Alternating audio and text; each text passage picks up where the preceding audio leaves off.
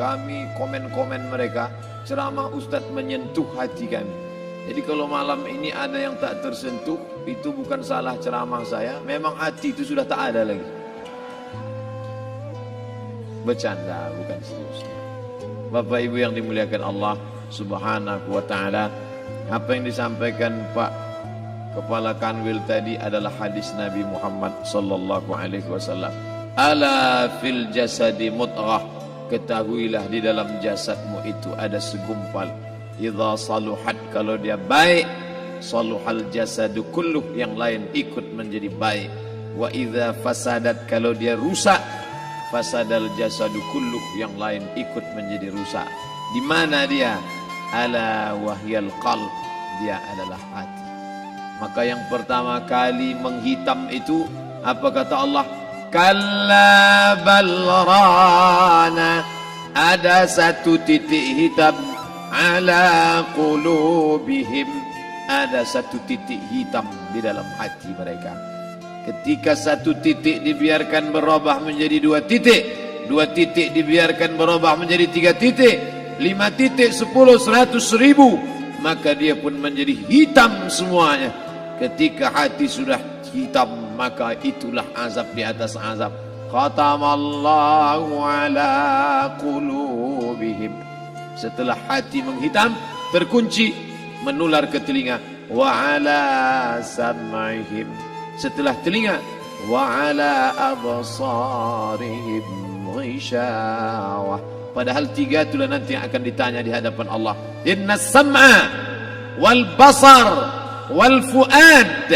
Coba lihat, ketika akan ditanya, yang ditanya 3, tapi diawali dari telinga. Inna sam'a wal basar wal fuad, telinga, mata, hati. Tapi ketika terkunci, yang duluan dikunci hati.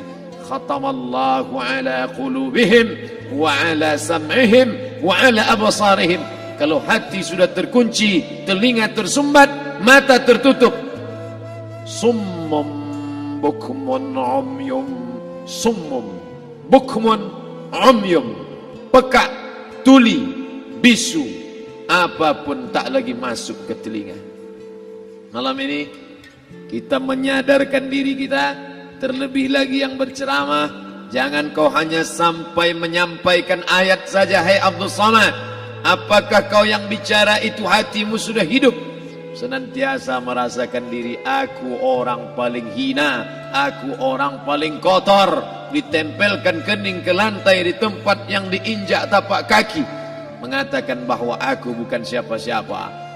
Kepala Kanwil BPN Provinsi, Kabupaten, saya tak bisa membedakan mana yang kabupaten, mana yang kota, mana pegawai tinggi, mana pegawai rendah, semuanya rata sama. Andai dibuat acara ini di kantor, mungkin saya segan, sungkan melihat dari seragamnya, bajunya, tapi malam ini semuanya sama. Andai tak disebut tadi Pak Kepala Kantor, Pak Kanwil, saya pun tak tahu mana Pak Kanwil, mana tidak. Fotonya ganteng pula aslinya lagi daripada foto. Artinya apa? Bahwa kalau sudah masuk ke dalam masjid, ketika engkau merasa dirimu tinggi di atas, kau bukan apa-apa, karena yang paling tinggi di badanmu pun kau tempelkan. Tapi saat kau jatuh, rendah, down, stres, kau jangan merasa rendah, karena kau tegak berdiri di hadapan Allah. Kau angkat 2 tangan, Allahu Akbar. Di dalam diri ini disebut dia dengan qalb. Kenapa disebut qalb? Orang Arab menyebut qalb, qallaba, karena sifatnya berbolak-balik. Pada saat selesai salat, astaghfirullahalazim, tidak ada yang paling bersih, dia bersih. Tapi pada saat petang sore hari, yusbihu mu'minan, paginya putih, bersih, tak bernoda.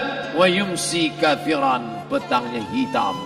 Makanya dari pagi dibersihkan. Salat subuh bersih, salat zuhur bersih, condong matahari salat asar bersih, tenggelam matahari salat maghrib bersih, sempurna gelap malam salat isya bersih, tengah malam bangun tahajud munajat, di tengah malam orang tertidur, wa tusalli bil laili wan nasu niyam, engkau tegak di waktu malam, di saat orang semua sedang tenggelam dalam lelap tidur panjang, tapi engkau menangis meratap mengenang dosa begitu banyak. Sab'atun yuzilluhumullah, di antara 7 yang mendapatkan naungan Allah. Yauma la zilla illa zilluh, hari itu tak ada naungan kecuali naungan Allah. Di antara yang mendapatkan naungan itu adalah rajulun zakarallah, orang yang berzikir, munajat, muhasabah diri di tengah malam, sunyi, sepi, fafadat ainahu, menetes air matanya. Berapa banyak sudah harta dititipkan Allah, berapa kupakai untuk zakat, wakaf, infak, sedekah, wasiat, hibah, ghanimah, harta rampasan perang di zaman Nabi. 7 harta yang akan menolong di hadapan Allah, 1 pun tak dipakai. Umur diberikan Allah 40, 60, 70. Berapa yang kupakai untuk menolong agama Allah? Berapa yang kupakai untuk mengingat Allah? Mata, tangan, telinga, kaki akan diminta tanggung jawab di hadapan Allah. Al-yawma nakhtimu ala afwahihim, mulut terkunci, wa tukallimuna aydihim, tangan akan bicara, wa tashhadu arjuluhum, kaki akan bersaksi di hadapan Allah. Siapa yang bisa menolong waktu itu? Kalau pernah tangan ini saat punya kekuasaan, 1 coretan tanda tangan bisa mempermudah urusan masjid. Sebutir kekuasaan yang dititipkan Allah bisa dipakai menolong agama Allah. Itulah yang akan menolong di hadapan Allah. Apa yang disampaikan malam ini, semua biaya pengurusan masjid nol. Itulah sesungguhnya yang akan menolong di hadapan Allah. Adapun harta yang disimpan, tabungan, deposito, tanah, rumah, kendaraan, semua akan tinggal menjadi harta warisan. Istri mengambil 1/4 kalau ada anak. Kalau tak ada anak, istri mengambil 1/8. 1 miliar 125 juta bulan untuk istri. Kalau dia tak tahu hukum gonogini. Kalau dia tahu gonogini, dia tuntut ke pengadilan, dipotong lagi menjadi 2, 500 untuk dia. Dari yang 500 dapat lagi dia 75, 575 bulan untuk dia. Sisanya 425 diambil anak laki-laki 2 kali bagian anak perempuan. Lalu yang kita bawa mati apa? Dulu dibangga-banggakan, dihormati, dimuliakan. Yang kami muliakan al-mukarram, al-ustad. Tapi pada saat tiba masanya, yang kita bawa tak lain tak bukan, innallaha la yanzuru ila ajsamikum. Allah tak menengok badan, fisik, bentuk tubuh, baju. Ini sampulnya saja. Wala ila suwarikum, Allah tak menengok rupa, wajah. Walakin yanzuru ila qulub. Hati kamu yang bersih itulah yang kau bawa menghadap Allah Subhanahu wa taala. Yauma la yanfa'u malun, harta tak berguna, wala banun, anak tak bisa menolong. Harta tak berguna, anak tak mampu menolong. Illa man atallah, kecuali orang yang datang menghadap Allah biqalbin salim, dengan hati yang bersih, hati yang tulus, hati yang memercikkan cahaya iman, hati yang bersih dari hasad, busuk hati, sum'ah, riya, takabbur. Itulah yang menolong di hadapan Allah Subhanahu wa taala. Tulang, kulu, kulit, darah, lemak, sumsum akan menjadi santapan cacing tanah. Begitu besok pagi pintu kamar tak bisa diketuk, istri bolak-balik membangunkan tak terjaga, dipegang pipi sudah sejuk macam es batu, tanda jantung tak lagi berdetak, maka darah mulai berubah menjadi nanah, busuk. 1, 2, 3 hari kalau tidak disuntik formalin, jasad paling busuk jasad manusia, karena semua dia makan herbivora, tanaman saja. Tapi kita ini omnivora, semua masuk. Maka begitu mati, paling bagus orang Islam paling cepat dikuburkan. Selesai acara pemakaman, habiskah masalah, muncul masalah baru. Disitulah kita baru sadar. Apa kata Imam Ali radhiyallahu an? An-nasu niyam. Semua manusia waktu hidup itu tidur. Bapak tidur, ibu tidur, saya tidur. semua orang waktu hidup itu tidur. Falamma matu, ketika dia mati, disitulah dia baru terjaga dari tidur panjang. Saat Israel mencabut nyawa, ditarikkannya adalah satu centapan yang kuat. Disitulah kita baru terjaga dari tidur panjang. Betapa aku meninggalkan salat, betapa aku tak berzakat, betapa dulu kekuasaan. Aku lulus umur 30, pensiun 58, 28 tahun apapun tak pernah kubuat untuk agama. Sibuk membesarkan anak, sibuk mengurus warisan. Anak pun tak ingat dengan kita karena kita lupa menanamkan pendidikan agama di dalam otak kepalanya. Andai dulu pernah dia dibawa ke masjid, andai dulu pernah dia dibawa umrah, andai dulu dia dimasukkan SD IT, SMP IT, SMA IT, Islamic Boarding School, dibawa ke masjid, takkan dia lupa mendoakan selesai salat, Rabbighfirli wali walidayya warhamhuma kama rabbayani saghira. Harta yang banyak tak sempat menolong agama Allah. Anak tunggal semata wayang tak sempat dididik agama.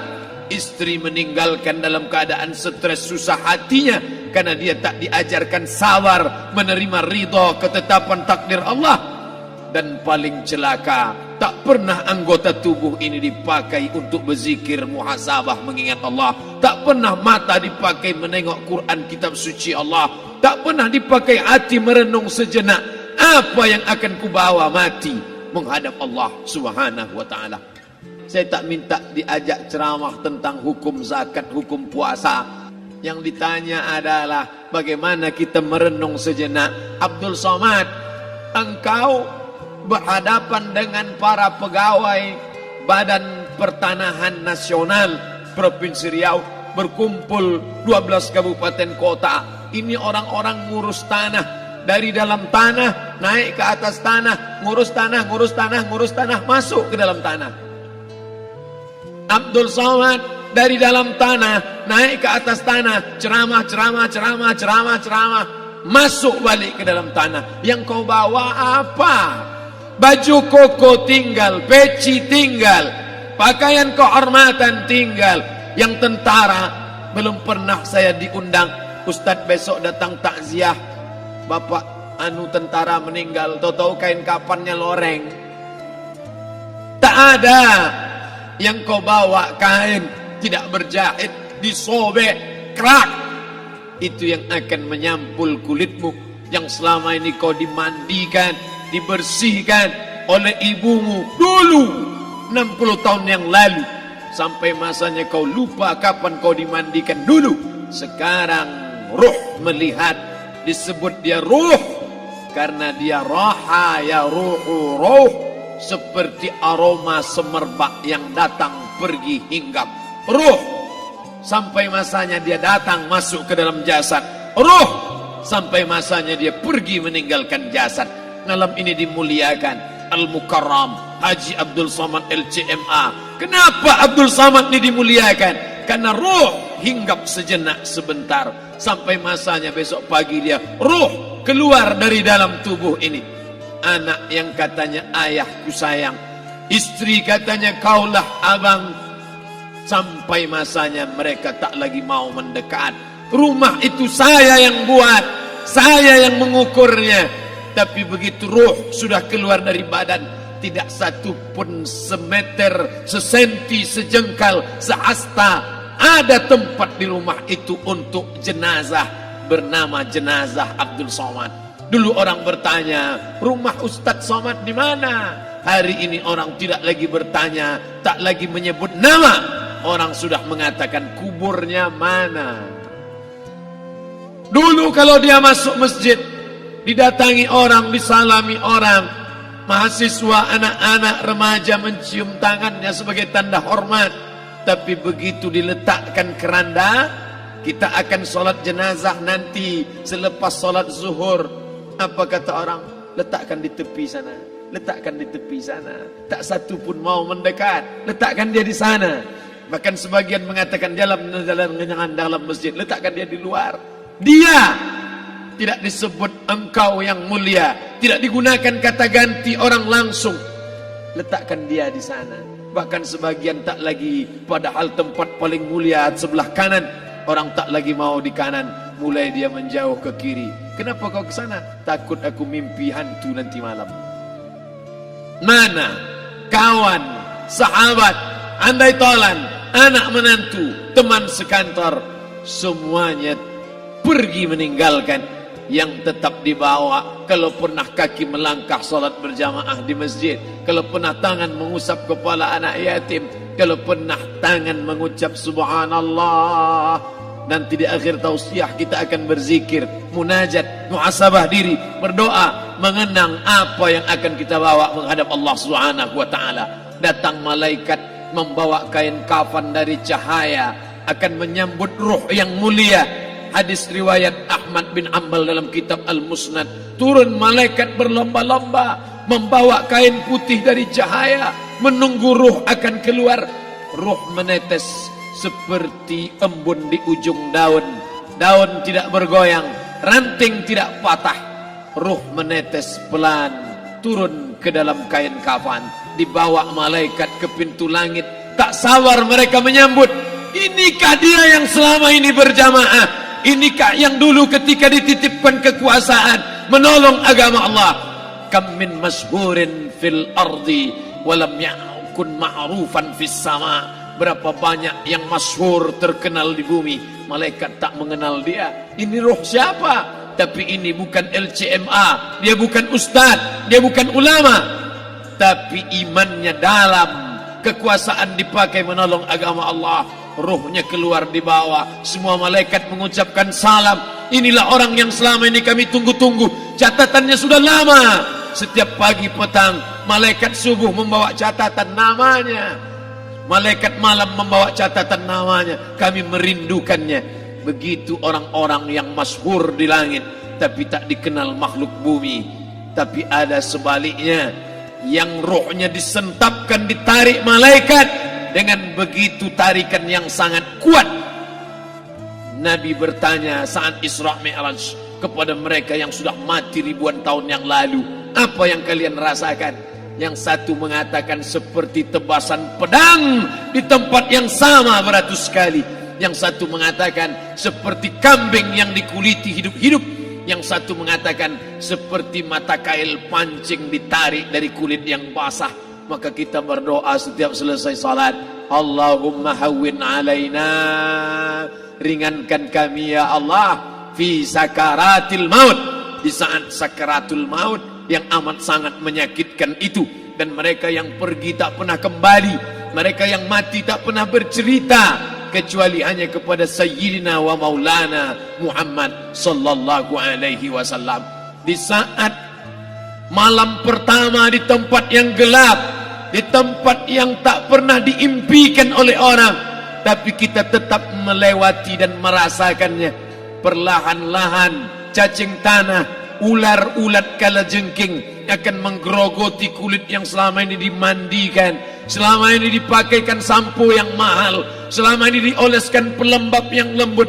Tapi ternyata sebelum roh keluar jasad, setelah keluar dia hanya akan menjadi santapan cacing tanah. Hancur berkeping hari demi hari. Yang pertama kali membusuk adalah mata, karena dia berisi cairan. Cairan ini mengering, busuk dan berlubang.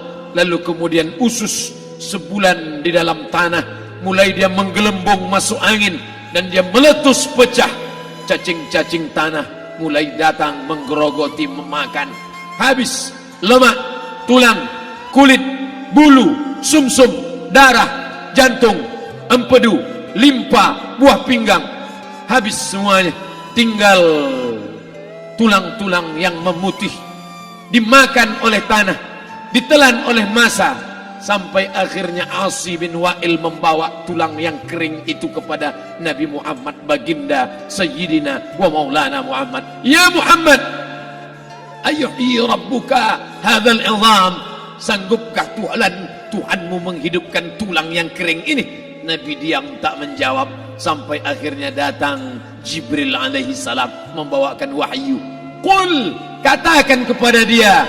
Ayat ini dibaca malam Jumat, Bapak Ibu semua hafal, kita baca قل يحييها الذي أنشأها أول مرة وهو بكل خلق عليم.